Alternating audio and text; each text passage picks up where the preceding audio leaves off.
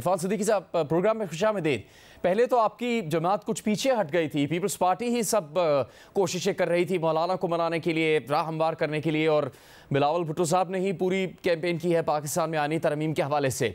अब फिर से मुलाकातों का सिलसिला शुरू हुआ है, तो क्या कोई डेट है हुकूमत के पास जहन में कि आईनी तरमीम कब लाई जा सकेंगी? आप पहले ये मौक़िफ़ था कि अक्टूबर के आगाज़ में होगा, अब अगले 2 हफ्ते तक की बात की जा रही है, तो कहाँ तक पहुँची है ये कोशिश कि आईनी तरमीम को इसी महीने लेकर आना है, उनको मंजूर करवाना है पार्लियामेंट से? जी बहुत शुक्रिया जुनैद। आप शायद मेरी आज की मुलाकात के हवाले से बात कर रहे हैं, जो मौलाना फजलुर रहमान साहब से मैं मिला हूँ।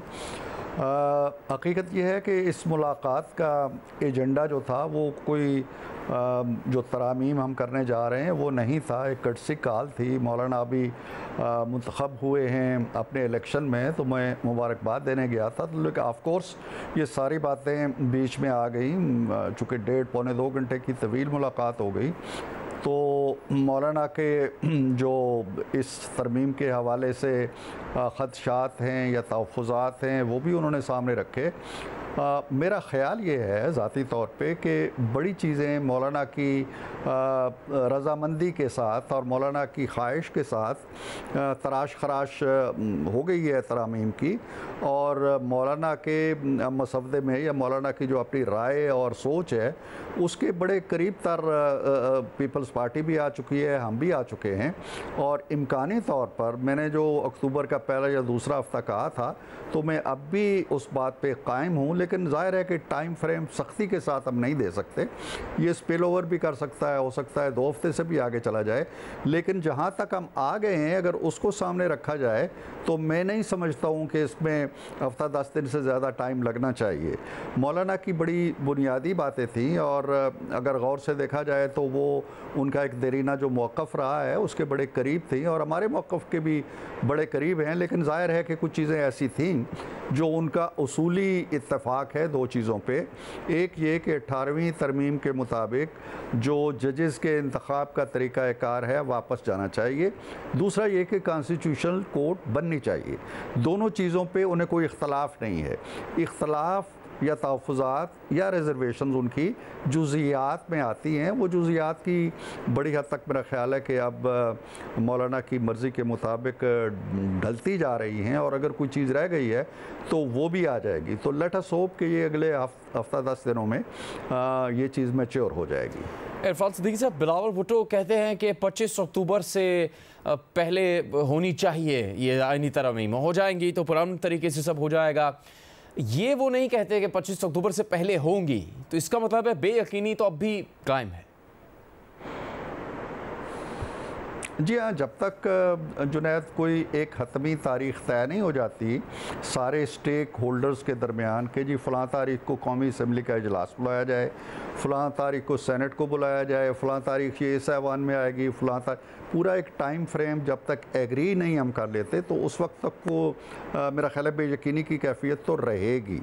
लेकिन जब मैं ये समझता हूँ कि शायद जो मैंने टाइम दिया है कि हफ्ता 10 दिन के अंदर हम ये टाइम फ्रेम भी तय कर लें, और इसी पीरियड के अंदर हमारे इजलास शुरू हो जाएं और ये तरमीम आ जाए। लेकिन इसके साथ ये बुनियादी शर्त जहन में रखिएगा कि ये उसी सूरत में होगा जब सारे स्टेक होल्डर्स ऑन बोर्ड आ जाते हैं और एग्री कर लेते हैं।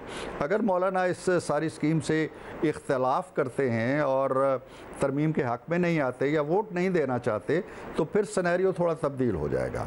इसलिए कि फिर नंबर गेम का इशू आएगा, किसी एक हाउस में आए या दोनों हाउसेस में आए, लेकिन वो आएगा और उसके बगैर फिर बड़ा मुश्किल है। और नंबर गेम से कतई नज़र भी मौलाना की आवाज़ बड़ी तवाना आवाज़ है, उनका साथ बड़ा तवाना साथ होता है। हम चाहते हैं कि मौलाना हमारे साथ रहें, हमारी रहनुमाई भी करें, हमारे कदम ब कदम भी चलें, और मौलाना के होने से, ऑन बोर्ड होने से एक स्टेबिलिटी आएगी, एक पॉलिटिकल स्टेबिलिटी आएगी, ऐवान के अंदर भी आएगी, ऐवान के बाहर भी आएगी, जो मुल्क के लिए बड़ी अच्छी साबित होगी। इसलिए हमारी ख्वाहिश है और कोशिश है, अनथक कोशिश है कि मौलाना ऑन बोर्ड आएँ। इरफान साहब, क्या मौलाना से बातचीत में कोई इस बार में बात हुई कि तहरीक इंसाफ का मौक़िफ़ या उनकी पोजीशन क्या होगी? चूँकि वो मौलाना फजल रहमान के काफ़ी करीब है और कई मामला पर उनका मौक़िफ़ भी एक है। मौलाना की तरफ से कुछ इस बारे में बताएगा आपको कि तहरीक इंसाफ क्या शामिल होगी, ऑन बोर्ड है, या फिर उसके बगैर ही ये काम आगे बढ़ेगा? जी जी जी जी जी मौलाना ने इस मौजू पे भी अपने ख़यालात का ज़रूर इज़हार किया। आज की मीटिंग में भी बात हुई। मौलाना ज़ाहिर है कि वो हिज़्ब इख्तलाफ का हिस्सा हैं और अपोजिशन की बड़ी जमात इस वक्त जो है दोनों हाउसेस के अंदर वो पीटीआई है। तो वो और पीटीआई ये एक अपोजिशन को बनाते हैं दोनों ऐवानों के अंदर। तो लिहाजा वो ये चाहते हैं कि अगर वो हुकूमत को या हुकूमत की किसी तरमीम को वोट दें तो वो अपनी जो अपोजिशन है उसको भी साथ लेके चलें। हमें इस पे कोई इख्तलाफ नहीं है। हमारे साथ चूँकि पीटीआई बात नहीं करना चाहती, हमें ख़ास तरह के लक़ब देती है, पीपल्स पार्टी से बात नहीं करना चाहती, तो हमें कोई एतराज़ नहीं है कि मौलाना पीटीआई से बात करें और जिस हद तक पीटीआई एग्री करती है उनसे, वो उसको ऑन बोर्ड लेके आना चाहते हैं, ज़रूर लेके आएँ। हमें उसमें कोई इख्तलाफ नहीं है, ना हमारी तरफ से कोई शर्त है कि पीटीआई से वो बात ना करें, वो ज़रूर बात करें। और अगर पीटीआई इन तरामीम पे जो कि इमरान खान साहब इस मीसाक जमहूरियत की हिमायत कर चुके हैं, बड़ी खुली हिमायत कर चुके हैं, तो अगर आज वो उसी मीसाक के तहत होने वाली चीज़ों का साथ देते हैं तो हमारे लिए तो कोई ऐसी इख्तलाफ की वजह नहीं है। इरफान सिद्दीकी साहब, नवाज शरीफ साहब मुस्लिम लीग नून के कायद भी हैं, आप उनके करीबी साथी हैं। जिस वक्त ये तरमीम की कोशिश कामयाब नहीं हुई, बाद में ख़बर आई कि नवाज शरीफ साहब अक्टूबर के पहले हफ्ते में बैरून मुल्क जा रहे हैं, तो उस वक्त भी मौक़िफ़ तो यही था कि आईनी तरमीम तो लानी है, उनको मंजूर तो करवाना है पार्लियामेंट से। मुस्लिम लीग नून का भी मौक़िफ़ यही था, पीपल्स पार्टी का भी। ऐसी सूरत में भी वो बैरून मुल्क जा रहे थे जब आपकी जमात और आपके इत्तेहादी एक एक वोट के लिए भाग दौड़ करने में मसरूफ़ है। तो उस फ़ैसले के बाद किस तरह उन्हें कन्विंस किया कि वो बैरून मुल्क नहीं जाएँ और पाकिस्तान में ही रहें ताकि पार्लियामेंट में वोट कास्ट कर सकें? नहीं जुनैद, मैं थोड़ी सी क्लैरिफिकेशन कर दूं। मियाँ साहब का जो इनिशियली उनका प्रोग्राम था वो शायद उस प्रोग्राम के तहत 1 अक्टूबर को या उससे एक आध दिन पहले रवाना हो चुके होते और उनका सारा प्रोग्राम जो है वो 8-10 दिन का था, वो कुछ ज़्यादा तवील नहीं था। तो उनके जहन में ये बात थी कि मैं इस दौरान अगर बाहर से होके आ जाता हूँ तो उस वक्त तक शायद ये मामला तय ना हो और उनके आने के बाद ही इजलास हो सके। लेकिन अभी उनका ख्याल ये है कि इस मामले को उन्हें देखना चाहिए और यहाँ इंतज़ार करना चाहिए, और इजलास हो जाते हैं तो वो अपना प्रोग्राम जो है वो उसके बाद रखेंगे। उन्होंने जो उनकी मेडिकल अपॉइंटमेंट्स थी डॉक्टरों से उसको भी आगे कर लिया है।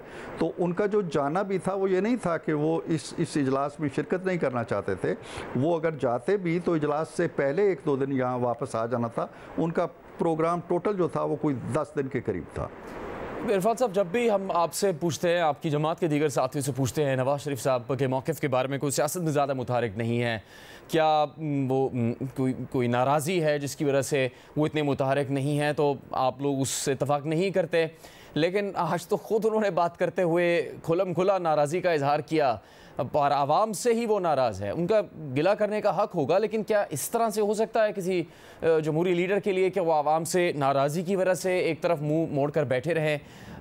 वापस तो आए हैं निज़ाम में, उनकी जमात भी, उनके भाई भी, उनकी बेटी भी, तो फिर उनके पास अब क्या जवाज़ है कि वो सियासत में मुतहरिक किरदार अदा ना करें? और कब तक 2017 ही में रुके रहें जबकि हम 2024 में मौजूद हैं? बड़ा दिलचस्प सवाल है जुनैद। काश इतना वक्त आपके पास होता, मैं ज़रा तफसील से बात करता। जो आवाम के लीडर होते हैं या आवाम उनसे मोहब्बत करते हैं या एक अकीदत का रिश्ता होता है, इसी तरह लीडर का भी बड़ा प्यार का रिश्ता होता है अपने लोगों के साथ, अपने आवाम के साथ। मियाँ साहब जब ये बात कहते हैं, वो हंसी मजाक में ये भी कहते हैं निजी महफलों में कि जनाब तुसी सारे कहते सी जी के कदम बढ़ाओ नवाज शरीफ, हम तुम्हारे साथ हैं। मैंने जब कदम बढ़ाया तो मैंने पीछे मुड़ के देखा तो कोई भी मेरे साथ नहीं था। तो वो ये बातें इस तरह के अंदाज में करते रहते हैं। ये नहीं है कि वो अवाम से नाराज़ हैं, अवाम ने अब भी उन्हें वोट दिया है, अवाम उन्हें इक़्तिदार में लेके आए हैं, नाराज़गी की कोई बात नहीं है। ये एक लीडर की जो अपने अवाम से भी तवक्कुआत रखता है, उन्होंने अपने आप को भी उसमें शरीक किया है कि मेरी भी इसमें ज़िम्मेदारी होगी, किसी और की भी होगी। तो इसको इस माने में नहीं लेना चाहिए कि मियाँ साहब रूठे हुए हैं अपने लोगों से इसलिए बात नहीं करते, ऐसी बात नहीं है। बिल्कुल नवाज़ शरीफ का अगर इस वक्त भी सबसे गहरा रिश्ता है किसी से तो वो उनके अवाम हैं, उनके लोग हैं। और लोगों का भी अगर सबसे ज़्यादा एतमाद है PMLN के हवाले से, आप सब कहते रहते हैं जी कि वोट बैंक नवाज़ शरीफ का है, तो नवाज़ शरीफ और अवाम के दरमियान कोई लकीर नहीं है, कोई फासला नहीं है। ये आपस का एक मुकालमा था जो वो करते रहते हैं और प्यार के अंदाज में करते रहते हैं। बाकी ये रहा कि वो एक्टिविटी की बात है, अब वो शायद ये समझते हैं कि मरकज़ में उनकी जमात की भी हुकूमत है, उनके भाई की भी हुकूमत है, एक कोलेशन हुकूमत है, पीपल्स पार्टी उसमें शामिल है, ऊंच नीच आता रहता है। तो वो नहीं चाहते होंगे कि उनकी एक्टिविटीज़ जो हैं या उनके बयानात जो हैं वो इस निज़ाम के अंदर किसी तरह के कल पुर्जे के अंदर कोई खलल पैदा करें। तो ये एक सोच है उनकी, और यही सूरत हाल वो पंजाब में भी समझते हैं कि जो उनकी पार्टी की हुकूमत है, लिहाजा ना नाराज़गी की बात है, ना सियासत से दस्तकश होने की बात है, ये एक मसलहत की बात है जो उनके पेश नज़र होती है। इरफान साहब, अगर वो दस्तयाब हैं तो ऐसी कोई तजवीज़ नहीं आई कि नवाज़ शरीफ साहब की और मौलाना फजलुर रहमान की मुलाकात हो? अगर इतनी ही ज़रूरी है ये तरमीम और हुकूमत डेस्परेट है कि इनको लाना है, पार्लियामेंट में मंजूर करवाना है, तो और आगे नहीं बढ़ पा रही थी बात, तो ऐसी कोई तजवीज़ नहीं है अभी भी इस वक्त कि नवाज़ शरीफ साहब और मौलाना फजलुर रहमान की मुलाकात हो? देखिए, मुलाकात होने में कोई चीज़ माने नहीं है। मौलाना ने आज भी मुझसे गुफ्तगू करते हुए कहा कि मेरा नवाज़ शरीफ साहब से जो रिश्ता है, मैं बग़ैर टेलीफ़ोन किए अगर वो ड्राइव-इन में हों और मैं चला जाऊं तो मेरे लिए दरवाज़े खुले हैं, हर वक्त खुले हैं, और मियाँ साहब के लिए मेरे दरवाज़े हर वक्त खुले हैं। हमारे दरमियान उन्होंने जो मियाँ साहब से उनकी पिछली मुलाकात हुई थी इलेक्शन के बाद, उसकी भी कुछ तफसीलात मेरे सामने रखी। तो उनके दरमियान जो ताल्लुकात की नौयत है वो सियासी लीडरों के दरमियान वाली नौयत नहीं है, ये बड़ी कुर्बत का ताल्लुक है, बड़ा गहरा ताल्लुक है, और एक दूसरे के एहतराम का मैं समझता हूँ कि एक मिसाली नमूना है हमारी सियासत के अंदर। ना मियाँ साहब को कोई इजाब है कि मौलाना से मिले, ना मौलाना को कोई इजाब या इस्तराब है कि वो मियाँ साहब से नहीं मिल सकते। लेकिन अब सूरत हाल ये है कि ये सारा एजेंडा, ये सारा काम, ये सारा मिशन एक टीम के सुपुर्द है, वो टीम अपना काम कर रही है। मियाँ साहब हरगिज़ नहीं चाहेंगे कि वो मौलाना के पास जाके उनको प्रेशराइज़ करें और उनके मौक़िफ़ से हट के उन्हें कहें जी कि आप इस चीज़ को छोड़ दें, इस चीज़। मियाँ साहब ये नहीं करेंगे। मियाँ साहब ये चाहते हैं कि मौलाना अपनी रज़ामंदी के साथ अपने तहफ़्फ़ुज़ात को दूर करें। एक बड़ी जमात के सरबराह हैं, उन्हें कंपेल नहीं किया जा सकता। तो मियाँ साहब के आने से अगर कोई चीज़ हल होती हो तो वो एक दिन भी ताख़ीर नहीं करेंगे। और अगर मौलाना ये मुतालबा करें कि जी नवाज़ शरीफ साहब आएंगे तो मैं उनके साथ मामला करूँगा, तो भी कोई ऐसी बात नहीं है। लेकिन इस तरह की कोई शर्त ना मौलाना के पेश नज़र है, ना मियाँ साहब को इससे कोई हिजाब है या मियाँ साहब को इसमें रुकावट है।